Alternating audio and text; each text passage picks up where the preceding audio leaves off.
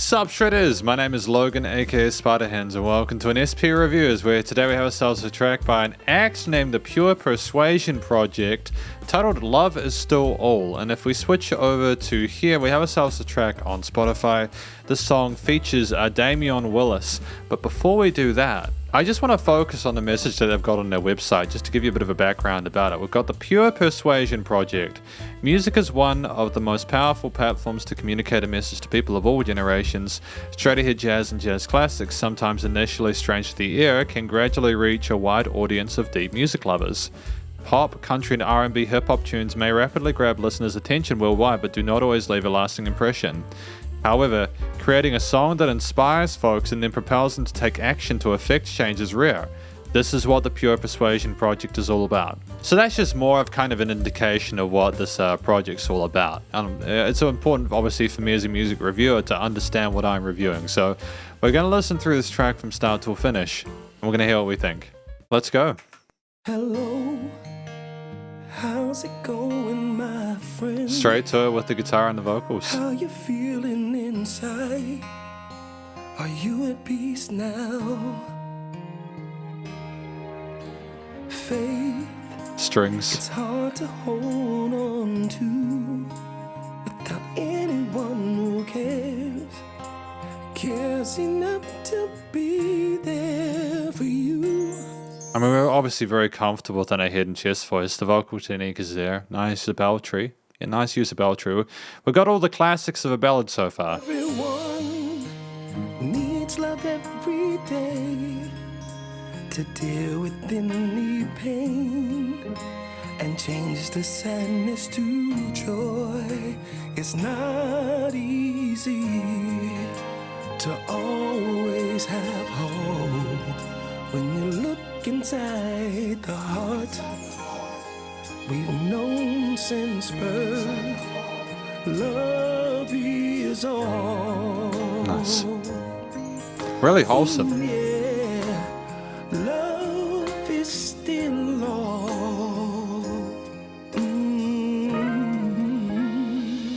I mean, it's been a while since I've listened to a really decent ballad within these reviews, and it's like we're ticking all the boxes, you know. A little bit more sort of oomph and technicality to the vocal performance to get into this hook section here, you know. I suppose we're probably going to have a drum kit coming in next, you know, which is fine, don't get me wrong. There's just so much going on with the arrangement already at this point that it's really going to be intriguing to see what we do next. Game, some people call it just a Alongside the game, bass. but that's not something to play with. That's the one way to lose your freedom. If someone gives you love, please receive it with grace and joy and pass on the love to another. Great ornamentation there. I remember so well the one who will love you the most. You gave wings to my dreams that I'm living. Oh, the power. Everyone needs love every day to deal with any pain and change the sadness to joy. It's not easy. Oh, we are comfortable now. When you look inside your heart, that you know since birth, love New section? Oh, excellent. Perfect place for it.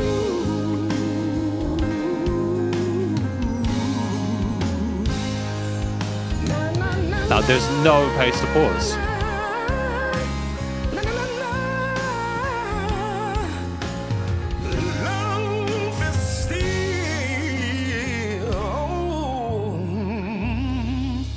What is this? This is the last song I'm reviewing today, and it's incredible. I love this. I am so used to songs kind of iterating on on a similar chord progression or bass line for like the entirety of it. That when I get a ballad that not only continues to build the instruments up like it would traditionally, but then you have a change in the chord progression with more flexibility and fluidity from the vocal performance that we had before. And we're just rolling through it, and then we have a change in the groove of the drums to show a break there, and we're bringing it down like this with dynamic range. We're spoiled. Now I see it everywhere. We're not afraid anymore. Once we have love in our lives, we are stronger than we realize. When we just love each other, give strength to each other. Great unison between them, coming together and then parting together.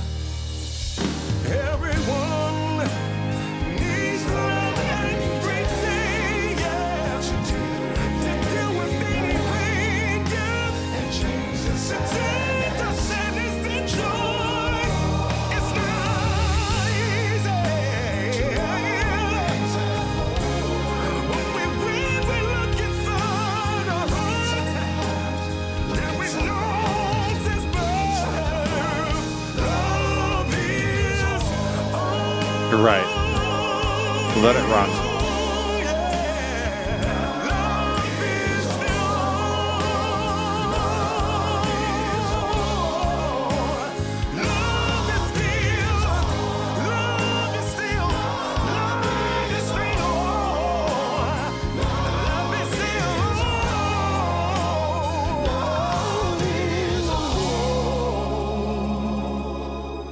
Love is still.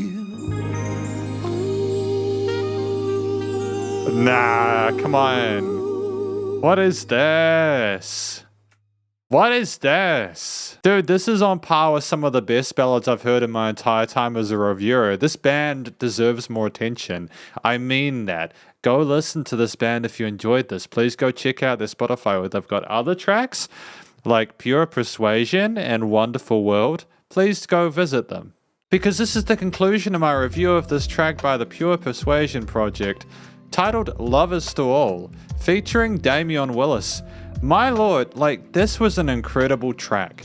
I had a fantastic time with it. The theme of, love is all is, it's made very, very obvious, especially with the last minute or so being repetitions and riffing upon that line, whether the backing vocals or the main, which I assume is Damion in the center, as the main vocals, but as a main lead. But I adore the fact that we gave more context as we moved on through the verses. We were trying to gently convince the listener that love is important, and that even if there is trial and tribulations, that we need to basically continue to love no matter what, because without it, what do we have, really? I think that that's such a potent combination when coupled with everything else here, but I just love the fact that it gives you the opportunity to hear them out first, and then once you're probably convinced, if you're listening to the song beyond that, you just get to vibe with all of the various other instruments within the mix. So I think that's fantastic. The song, beyond that is effectively, the singer, Damion Willis, tremendous. Phenomenal vocal technique, comfortable in the head and chest voice. Lots of legato passages and vibrato bits, the falsetto on point. Very articulate within their vocal ranges. Absolutely no weak notes whatsoever. They slammed it. It's one of the most convincing performances I've heard in this genre in a very, very long time. The only thing I could have wished for was a key change at the end. I think that if there had been a key change, this is one of the few situations where I really think it would have been justified, because I'm greedy like that and I want more and more and more and more and more. But outside of their... That's not a criticism, by the way. That's just something I would have liked. I think this song was an absolute slam dunk on its own. It reminded me of a lot of ballads from the 1990s. It's got that kind of aesthetic to it, and I adore it. I think it sounded warm and genuine, and Damion, they sounded incredibly confident as a singer. They were basically singing to you. They broke the fourth wall, and I never felt at any point like they were just kind of phoning it in. 100% commitment to the story they're trying to tell there, and the backing vocals as well, and the side whether the lady ones or everyone else going on, it was tremendous. And I think that The vocals were nailed. They were one of the strong points of the track, and I've got no complaints about them whatsoever. Sounds like a commercial grade performance there from a major label. I probably sound like I'm being a little bit too enthusiastic. I think I'm just having a good time, and maybe I'm not used to having that. But anyways, moving on. I think that the song here at 4 minutes 40 is tremendous. I think the reason that I think that length is tremendous is basic because we had so much going on within it. You know, we had the guitar at the start. The guitar? Yeah, the guitar with the steel string parts and the vocals, and then we'd add like instruments again, like obviously not the drums and the bass. We had those a bit later on. We had like shakers, and like we had some string elements and some keys and saxophones and lots of other instruments here. We had an entire orchestra's worth of accompaniments going on here that came in at different times, stepped away, brought themselves back in. It was tremendous attention to detail. I think part of why the song works so well is that there was constant change within that main sort of motif there. I think when I talked about the change of chord progression interlude being so important, it's because of what I'm about to communicate, okay? And this, I think, is something that when people write music, they can kind of make a mistake with. When people start writing music, I think that there's the common understanding that you need to continue to develop the song over time. You need to have like a central concept, and then you need to be able to build on it until you get to the high point of the bell curve, right? So around the halfway point, we had all the instruments in there again, like the drums, the bass. It came in like the second verse after the initial hook with the backing vocals, and everything else was there, and everything was fine and dandy. So we had that similar kind of chord progression and bass line throughout.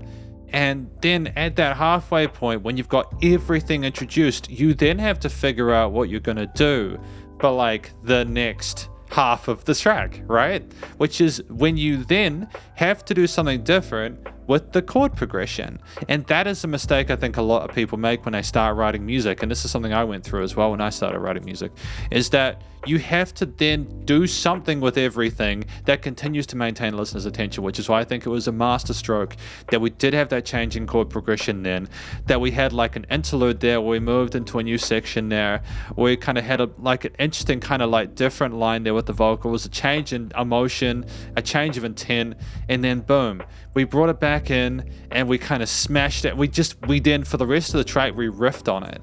We riffed on it with varying ways of approaching the main sort of hook line with the different harmonies.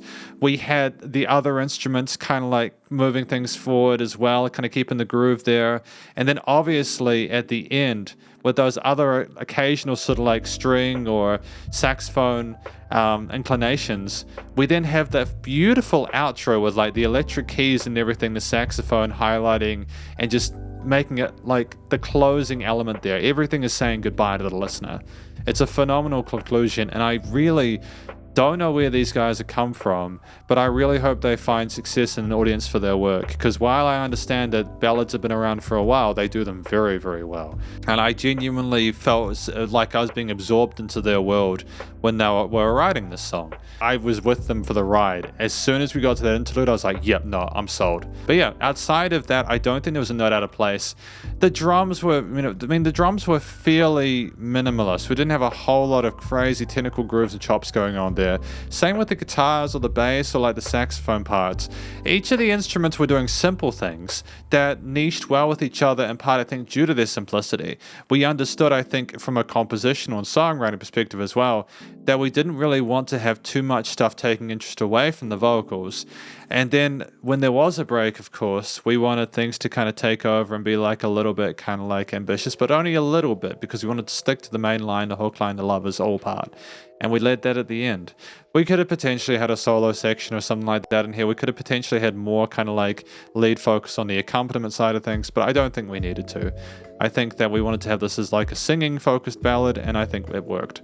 I've got no real complaints about the way it was performed or put together. There was a nice connection between the motif of the song, which sounded loving and caring, with all the various kind of majorish kind of but well balanced and well intentioned chord progressions, the slow movement forward of that, the kind of, I don't know how to describe it really. It's just a very kind sounding track. There were no harsh textures within any of the instrumental parts there. most edgy we got are some minor chords there, but it's also like it didn't seem cheesy, and I don't know how they did that. I don't know how they avoided making this sound cheesy. I just think part of it was the personality of the singer. That's basically my thoughts on everything aside from the studio recording, mixing, and mastering, where everything else is well connected and has a great sense of unity to it. You basically just need to get this part clear and you're all sorted. And I think that the vocals sounded fantastic. Their backing parts they were filtered a little bit, I think, to make the mains a little bit more bright, but that's okay. They niched together really well, great amalgamation there. But it was also like the bass, the drums, the guitars, the sax, all the other key instruments, everything else there notched into their own position in the frequency spectrum and stereo field. And really, you could not have really asked for more from it. Things were nicely leveled and EQ'd. Things were reasonably raw. Like, you could have expected this to be a live track, to be honest. And it did sound like there were a lot of people involved in this. And it'd be wonderful to see how they put this together. But they clearly know what they're doing. And I think that there was a nice sense of dynamic range to it as well. Things weren't the same loudness all the time. The music could breathe. The leveling of the instruments was solid as well. And I just think finally, limiting compression was nice and loud without pumping. So yeah, the limiting was handled well. And this is basically my review of a track by Pure Persuasion Project titled Love Is Still All, featuring Damion Willis. And hopefully you enjoyed it. If you did, please do go show us some love via their various social medias and a Spotify page, and stay cool and stay safe. And please remember to support your local musicians and artists at this point in time, as they help more than ever with all the crazy stuff going on in the world. And I'll catch you in the next review. Spiderhands out.